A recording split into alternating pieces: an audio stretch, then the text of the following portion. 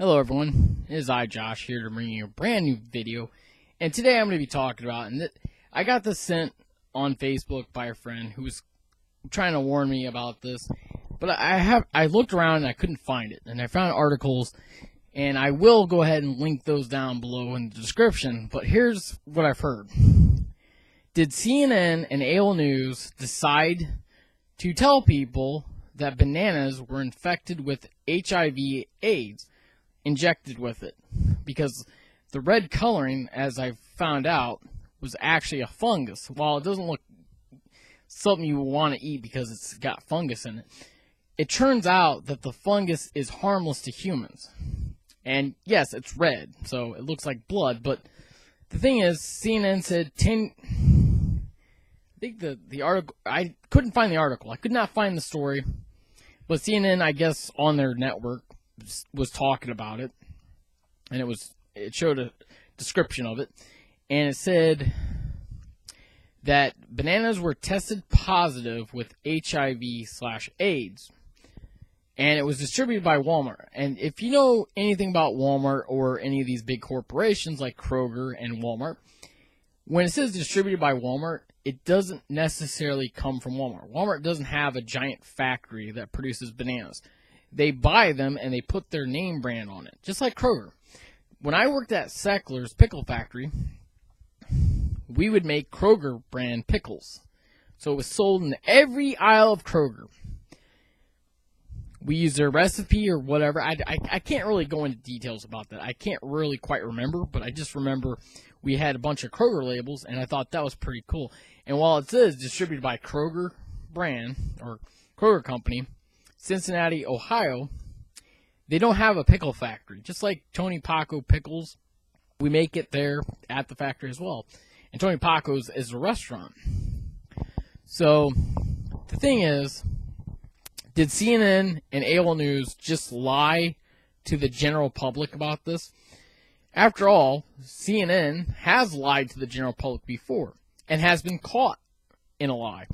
In 2014, during Ferguson, Missouri, cop shooting a black kid, well, an 18-year-old kid, who was actually beating up the officer. What did they ran for a few months? I mean, they continued to run it, and it was even on their network saying that, well, Michael Brown had his hands up, and was saying, don't shoot me because I got my hands up. Well, it turned out that was completely false, completely a lie. And instead of waiting for facts, just like President Obama, he didn't wait for facts. He already went ahead and condemned the police officer for the shooting. Oh, he must have just woke up and he must have woke up and decided to go shoot a bunch of black people or something like that.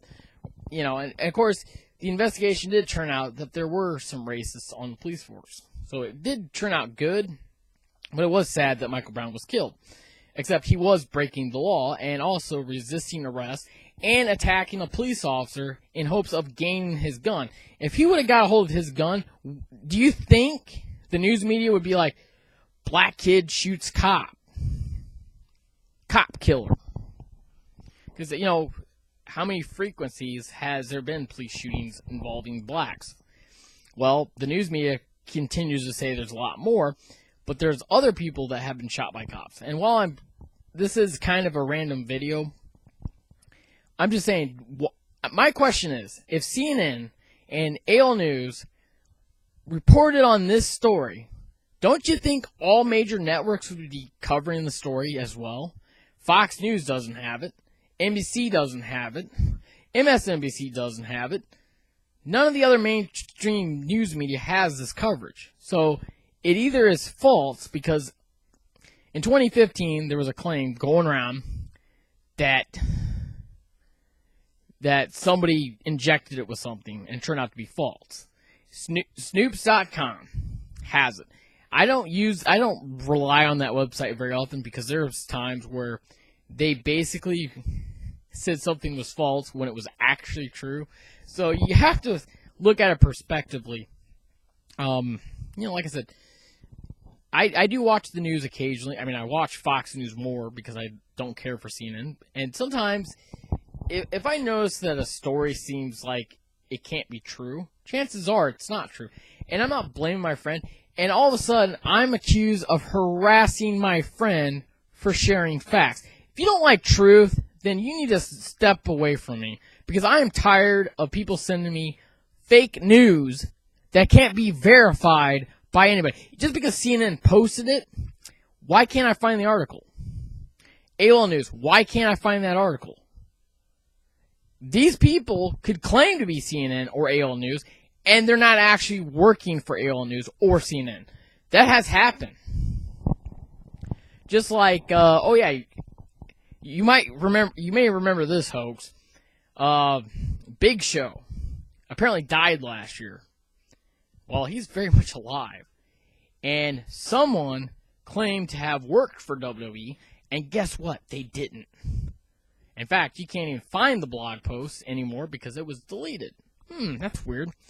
If you think somebody died and turned out to be false, then that turns out that just shows whoever created this is a big fat liar. Because you can blog about anything and it doesn't have to be true. I mean, I'm just saying, I'm not blaming my friend. I'm kind of tired of my family and my friends sending these messages. And I'm like, where are you getting this information? Because whoever's creating this is hoaxing people.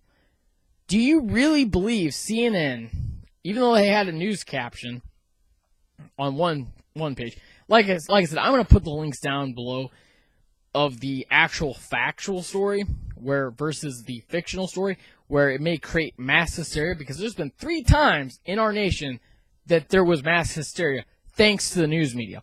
Well, first of all, H.G. Wells' War of the Worlds, a true classic. I never actually got to hear the original radio broadcast, but they did bring it back, I think, in the 80s, like as an anniversary to it, if I remember right. But I wasn't alive. I was live in '84. But the thing is,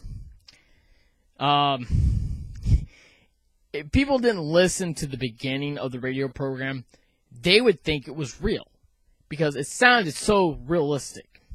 But it turned out to be a drama. It caused mass hysteria. Another one, in the 80s and 90s, a woman claimed that she was sexually abused by a satanic cult, and that they used regression to bring out what she was talking about. You know, regression was a form of therapy, like if you get, hypnotized and then you have regressed memories and you can remember things, and then, of course, you don't remember it because people can put things in your head. Turned out to be false, but there was mass hysteria. Satanic on the rise. And then, of course, 2016, last year. Yeah, you might remember me talking about this. The clown sightings that were supposedly in all 50 states. Well, I never seen any damn clowns, to be honest with you. And if I did, I wouldn't be freaked out by it. I mean, I'm not really scared of clowns unless they do something creepy. And then I might be creeped out by it.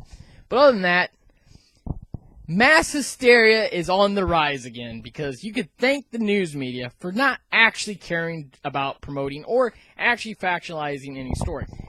It's just like, well, our sources inside the White House, close to the White House, says Trump is doing this. Where are you getting this stuff? And then you say, well, we can't name our sources because we got to protect our sources. Meaning you don't have sources. You're just making this crap up because it's just your personal opinion about the president. All right, I got to go. I'll talk to y'all later. Hope everyone has it's not Thanksgiving yet. Can't wait for Thanksgiving, but I love y'all. Talk to y'all later.